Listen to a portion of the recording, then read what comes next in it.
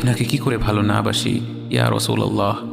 যখন আপনি আমাকে ভালোবেসেছেন সেই 1400 বছর আগে, যখন আপনি আমাকে মিস করতেন, আশা করতেন যেন আমার সাথে দেখা করতে পারেন, অথচ তখনও আমি জন্মই হইনি। সেদিন সাহাবীরা আপনার চোখে পানি দেখে বলল, ইয়া রাসূলুল্লাহ, আপনি কাঁদছেন কেন? আপনি বললেন, আমার ভাইদের খুব দেখতে ইচ্ছা করছে। সাহাবীরা বললেন, আমরা কি আপনার ভাই নই ইয়া রাসূলুল্লাহ? আপনি বললেন, না, তোমরা আমার সাহাবী। আমার ভাই হলো তারা যারা আমার পরে আসবে এবং আমাকে কখনো না দেখেও তারা আমাকে বিশ্বাস করবে।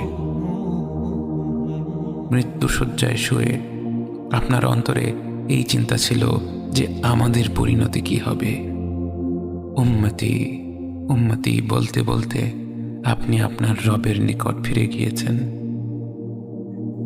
আজ আমরা আপনার উম্মতের অংশ।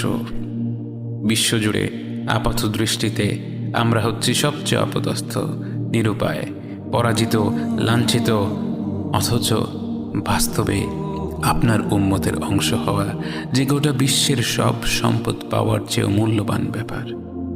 আজ আমার মনে যত আশা, যত আকাঙ্ক্ষা, যত স্বপ্ন, যত চাহিদা, সব কিছু পেয়ে গেলেও নিজেকে এতটা সৌভাগ্যবান মনে করতাম না যতটা মনে হয় আজ আপনার উম্মতের একজন হতে পেরে। কাল হাসরের ময়দানে যখন গোটা মানব জাতি এক নবী থেকে আর এক নবীর কাছে ছুটে যাবে, আল্লাহ যেন বিচার প্রক্রিয়া শুরু করেন এবং প্রতিটি নবী নাফসি নাফসি বলে মানুষকে ফিরিয়ে দিবে।